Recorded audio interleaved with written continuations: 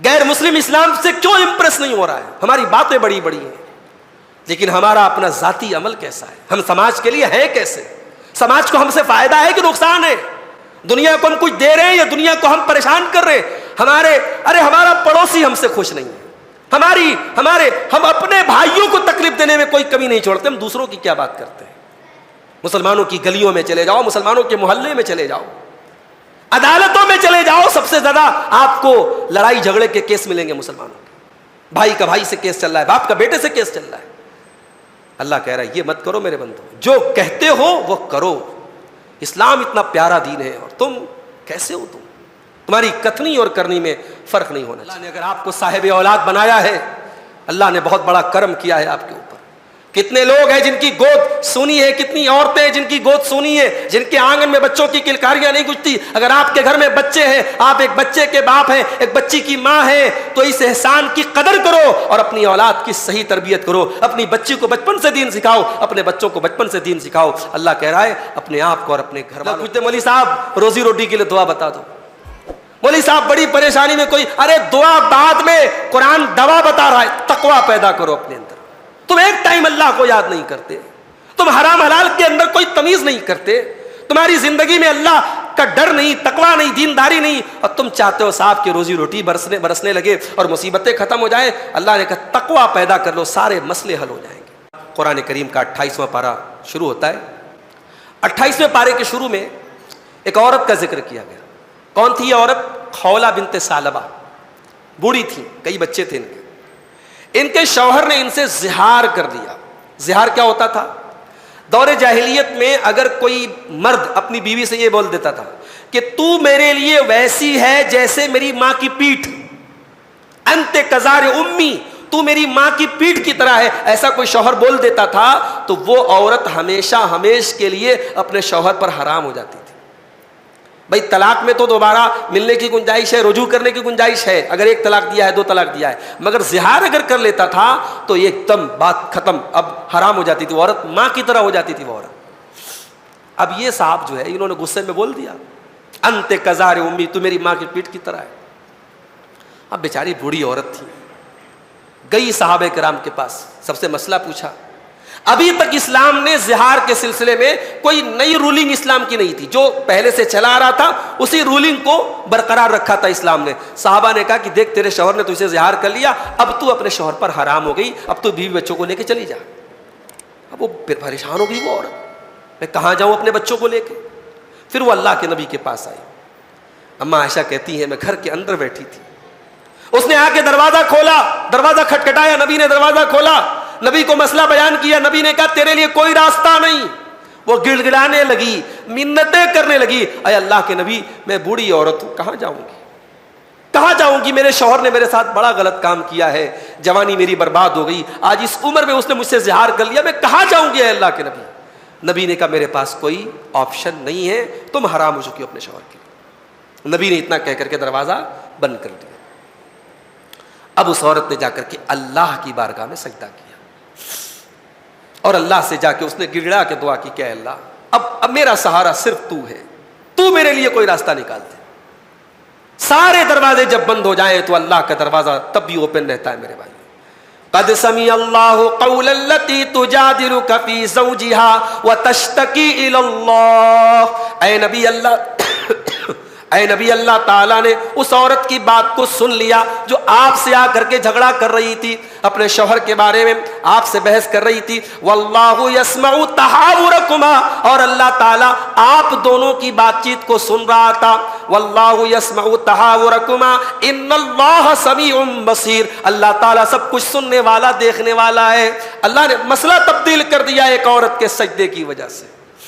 میری ماں اور بہنوں، اللہ کی بارگاہ میں کبھی آنسو بہا کے تو دیکھو اللہ ان آنسوؤں کی لاج کیسے رکھتا ہے۔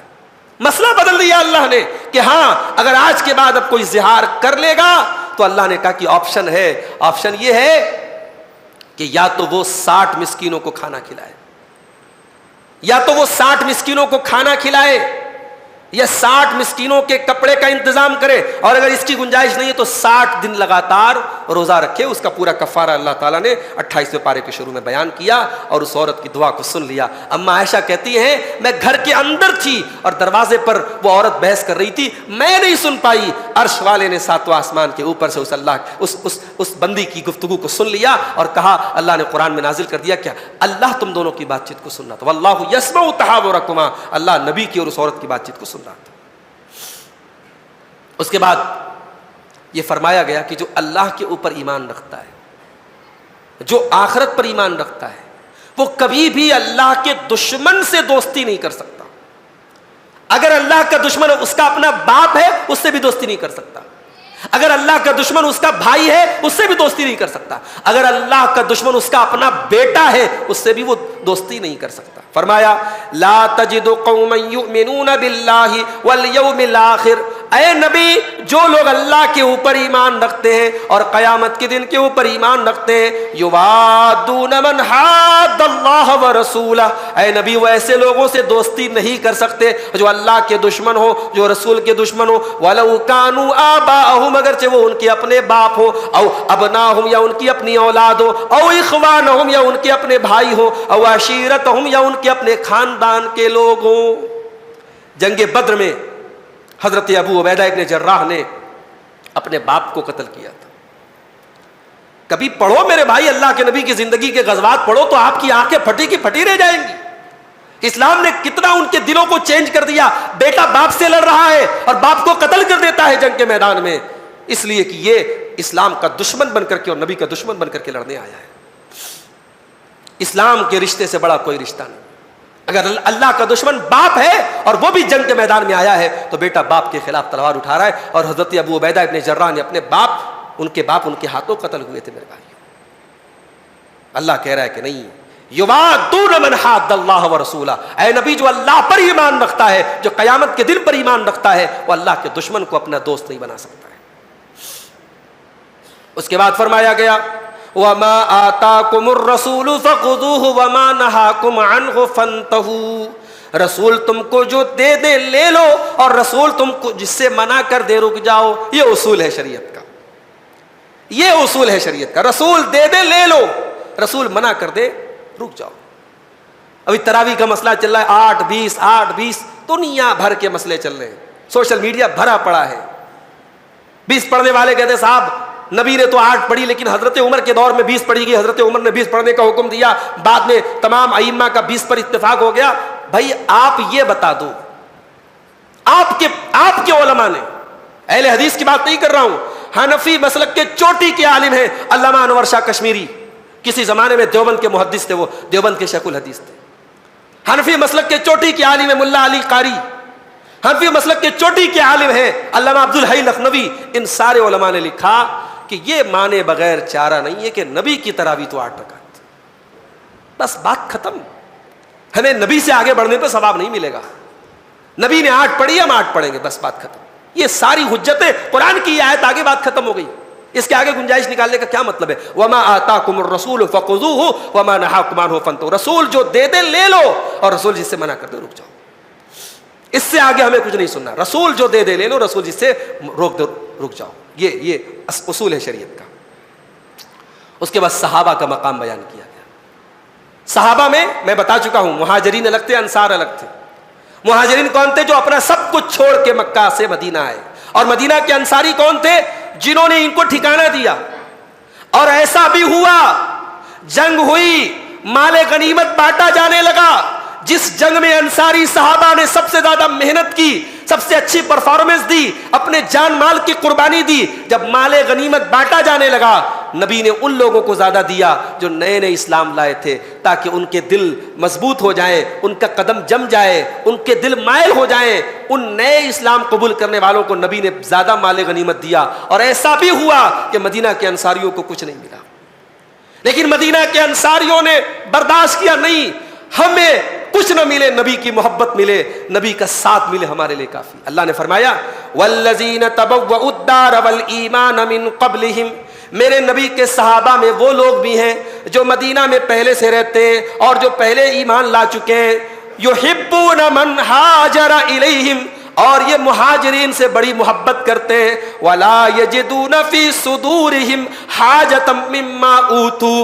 اگر مہاجروں کو کچھ دیا جائے اور ان کو نہ دیا جائے، اگرچہ ان کو ضرورت ہو، پھر بھی اپنے دل میں یہ کوئی ملال نہیں رکھتے ہیں.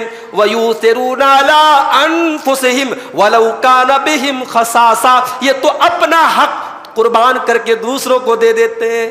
یہ ان کو ضرورت بھی ہوتی ہے تو اپنی ضرورت کو قربان کر کے دوسروں کی مدد کرتے ہیں. یہ انصاری صاحب آئے، مثال نہیں ملتی تاریخ میں ایسی، اس کی تاریخ میں ایسی مثال نہیں ملتی کہ اپنا حق کوئی قربان کر کے دوسرے کو دے دے.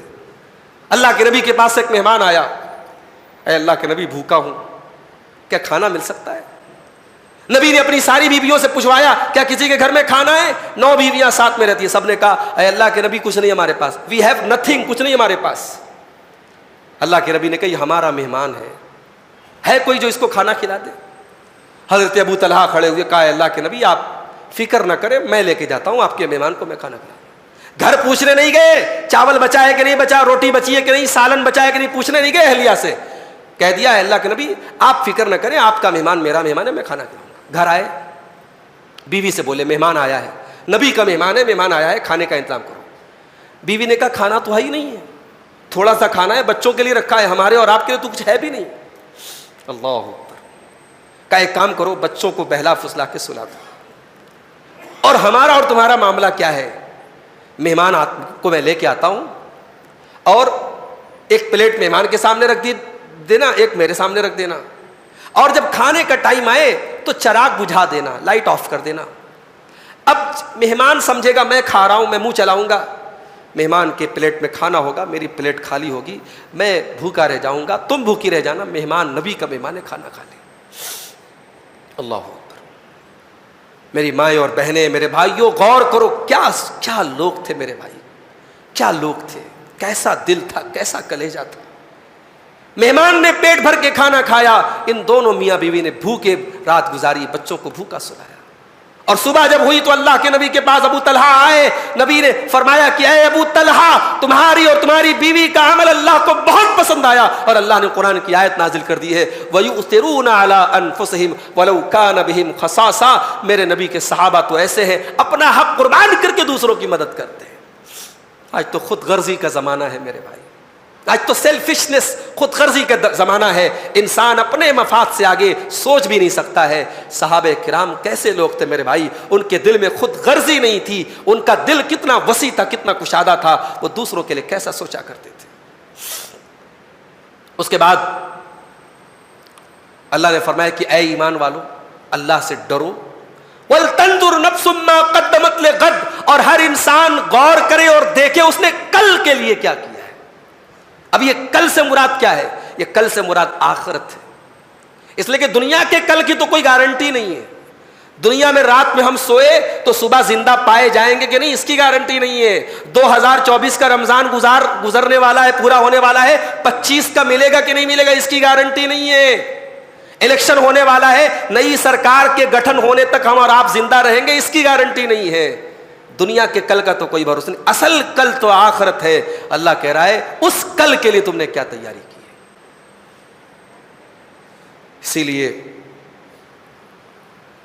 اللہ کے نبی سے پوچھا گیا کہ عقل مند کون ہے؟ آپ نے فرمایا اکثرہم ذکرا للموت. سب سے زیادہ موت کو جو انسان یاد رکھتا ہے اور موت کے بعد کی زندگی کی تیاری کرتا ہے، وہ سب سے عقل مند ہے. اس کا مطلب یہ ہوا کہ ہماری ساری عقل مندی، سارا ہم جتنے بھی انٹیلیجنٹ ہیں اور جتنے بھی ہم اپنے آپ کو ہوشیار سمجھتے ہیں، سب دھری کی دھری رہ جائے گی، سب ٹھاٹ پڑا رہ جائے گا جب لاد چلے گا بن جا رہا. یہ دھن، یہ دولت، یہ بچے، یہ بیوی، سب یہی رہیں گے میرے بھائی. کیا لے کے جائیں گے؟ قبر کی مٹی کے نیچے دفن کر دیے جائیں گے. 4 لوگوں کے کندھے پہ سوار ہو کے جائیں گے. دنیا میں ہمارا بول بالا تھا، فارچونر سے گھومتے تھے، ہماری گاڑی دی، ہمارا بنگلہ تھا. مرنے کے بعد اس قبر میں ہم اکیلے ہوں گے میرے بھائی. اللہ کے سامنے جواب دینے کے لیے ہم اکیلے ہوں گے. اتقوا اللہ ولتنظر نفس ما قدمت لغد. اے ایمان والو، اللہ سے ڈرو اور کل کے لیے تم نے کیا تیاری کی ہے تم سوچ لو. اس کے بعد اللہ نے کہا کہ قرآن کریم کو اگر ہم کسی پہاڑ پر بھی اتار دیتے تو پہاڑ ریزہ ریزہ ہو جاتا. لو انزلنا هذا القرآن على جبل لرأيته خاشعا متصدعا من خشية الله. اس قرآن کو ہم کسی پہاڑ کے اوپر بھی اتار دیتے تو پہاڑ بھی اللہ کے خوف سے چور چور ہو جاتا, ریزہ ریزہ ہو جاتا. میرے بندو, یہ قرآن تمہارے دل کے لیے اتارا گیا ہے. ذرا قرآن کو پڑھو اور دیکھو تمہارے دل کے اوپر قرآن کی کیا فیلنگ ہوتی ہے, کیا اثر ہوتا ہے. اگر تمہارے دل پر قرآن کا کوئی اثر نہیں ہوتا ہے, اے میرے بندو, تو تمہارا دل پہاڑوں سے بھی زیادہ کٹھور ہو چکا ہے. جب پہاڑ قرآن کو دیکھ, قرآن کو سن کر کے, اور قرآن اگر پہاڑ کے اوپر اترتا تو پہاڑ ریزہ ریزہ ہو جاتا. تمہارا گوشت پوست کا بنا ہوا دل اس قرآن سے کیوں اثر نہیں لے رہا ہے, اس پر قرآن کا اثر کیوں نہیں ہو رہا ہے؟ اس کا مطلب کہ دل بہت سخت ہو چکا ہے. اس کے بعد غیر مسلموں سے اللہ نے جب دوستی کرنے سے منع کر دیا تو اب ایک سوال پیدا ہوا, کیا سب سے نفرت کرنا ہے؟ ہر مشرک سے نفرت کرنا ہے؟ ہر کافر سے نفرت کرنا ہے؟ فرمایا نہیں.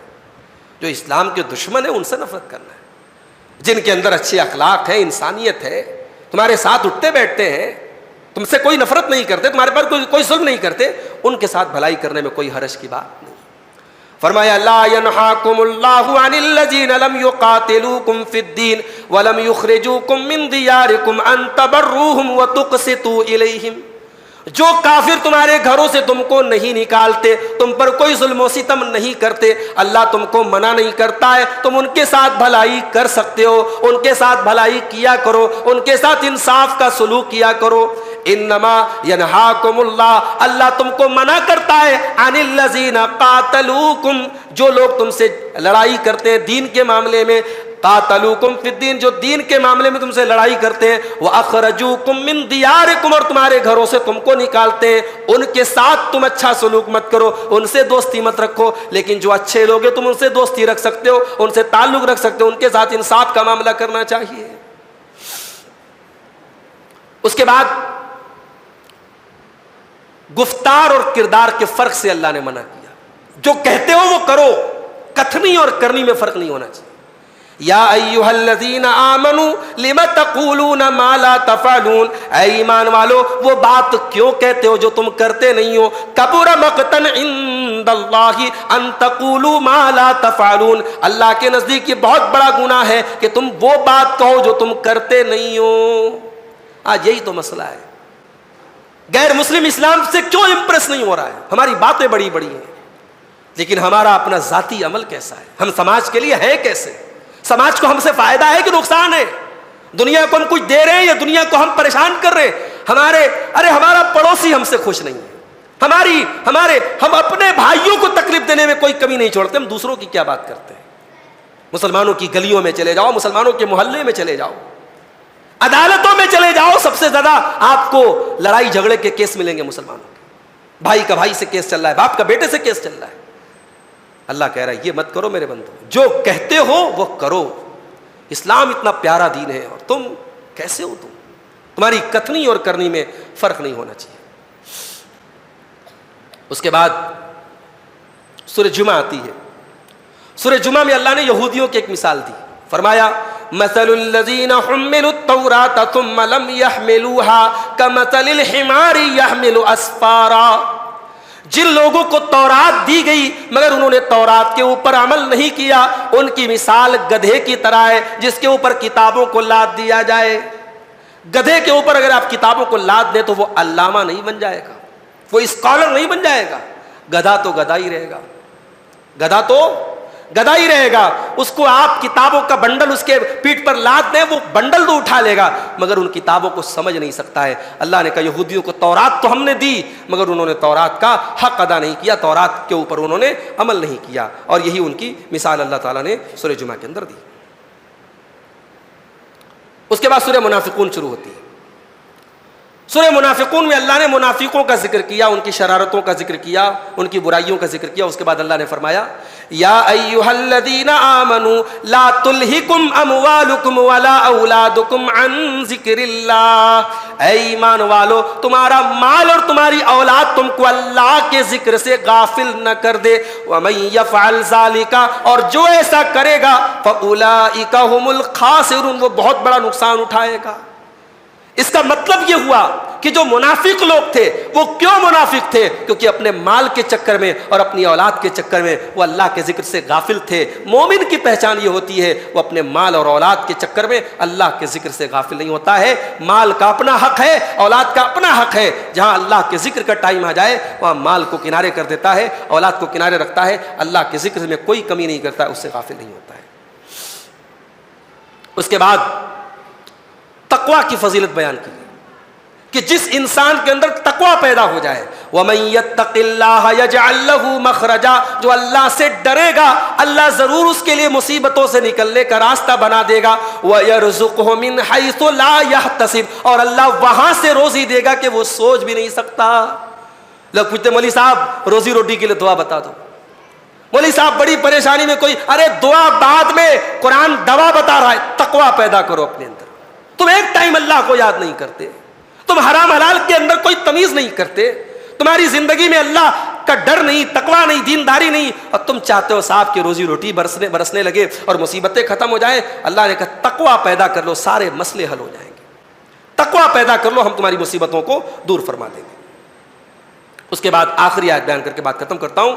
اللہ نے فرمایا یا ایھا الذین آمنوا قوا انفسکم واہلیکم نارا. اے ایمان والو، اپنے آپ کو اور اپنی فیملی کو، اپنے پریوار کو جہنم کی آگ سے بچاؤ. آپ جانتے ہیں کہ ہم سب اپنی فیملی سے بہت پیار کرتے ہیں. چھوٹا بچہ ہوتا ہے نا، کہیں گر جاتا ہے، چوٹ لگ جاتی ہے، مار لگ جاتی ہے، ماں کو پتہ لگتا ہے، ماں بے چین ہو جاتی ہے. چھوٹے بچوں کی انگلی میں کٹ لگ جائے تو ماں باپ بے چین ہو جاتے ہیں. ہم چاہیں گے کہ ہمارے بچے جہنم کی آگ میں جلیں؟ اللہ تبارک و تعالی ایک فیملی اور ایک پریوار کی جو محبت ہمارے دلوں میں ہے، اللہ اس کو اپیل کرتے ہوئے فرماتا ہے کہ اے ایمان والو، اپنے آپ کو بھی جہنم کی آگ سے بچاؤ اور اپنے گھر والوں کو بھی جہنم کی آگ سے بچاؤ. اپنے ایمان کی بھی فکر کرو، اپنے پریوار کی بھی فکر کرو. یہ مت سوچو بچے بڑے ہو گئے وہ جانے ان کا کام جانے، بچی کی شادی کر دی وہ جانے اس کا کام جانے. اپنی بچیوں کی، اپنے بچوں کی، ان کے ایمان کی، ان کے عقیدے کی فکر مرتے دم تک کرو. اور تمہارے کندھے پر اللہ کی بہت بڑی امانت ہے میرے بھائی. اللہ نے اگر آپ کو صاحب اولاد بنایا ہے، اللہ نے بہت بڑا کرم کیا ہے آپ کے اوپر. کتنے لوگ ہیں جن کی گود سونی ہے، کتنی عورتیں ہیں جن کی گود سونی ہے، جن کے آنگن میں بچوں کی کلکاریاں نہیں گجتی. اگر آپ کے گھر میں بچے ہیں، آپ ایک بچے کے باپ ہیں، ایک بچی کی ماں ہیں، تو اس احسان کی قدر کرو اور اپنی اولاد کی صحیح تربیت کرو. اپنی بچی کو بچپن سے دین سکھاؤ، اپنے بچوں کو بچپن سے دین سکھاؤ. اللہ کہہ رہا ہے اپنے آپ کو اور اپنے گھر والوں کو جہنم کی آگ سے بچاؤ. دنیا کی آگ پیٹرول سے جلتی ہے، ڈیزل سے جلتی ہے. دنیا کی آگ کوئلے سے جلتی ہے. جہنم کی آگ کس چیز سے جلے گی؟ فرمایا وقودها الناس والحجارہ، جہنم کی آگ کا ایندھن انسان اور پتھر ہوں گے. وہ انسانوں سے جلے گی، وہ پتھروں سے جلے گی. علیہا ملائکۃ غلاظ شداد لا یعصون اللہ. اور اس جہنم کے جو داروغہ ہوں گے، اس جہنم کے جو کیئر ٹیکر ہوں گے، جو اس کے رکھوالے ہوں گے، وہ بڑے سخت قسم کے فرشتے ہوں گے جو اللہ کی کوئی نافرمانی نہیں کریں گے. وَيَفْعَلُونَ مَا يُؤْمَرُونَ، وہ اللہ کے ہر حکم کی بات مانیں گے، ہر حکم کی فرما برداری کریں گے. جہنمی کسی کے ساتھ کوئی مروت نہیں کریں گے. ان کو جتنا آرڈر ملے گا اپنے آرڈر کو وہ فالو کریں گے، پورا کریں گے. تو اللہ تعالیٰ ہمیں اپنے بچوں کی بھی فکر کرنے کی توفیق عطا فرمائے. یہ 27ویں اور 28ویں پارے کی چند آیتوں کی تفسیر تھی. اللہ سے دعا ہے رب العالمین ہمیں ان آیتوں پر عمل کرنے کی توفیق عطا فرمائے. آمین. وآخر دعوانا الحمد للہ رب العالمین. والسلام علیکم.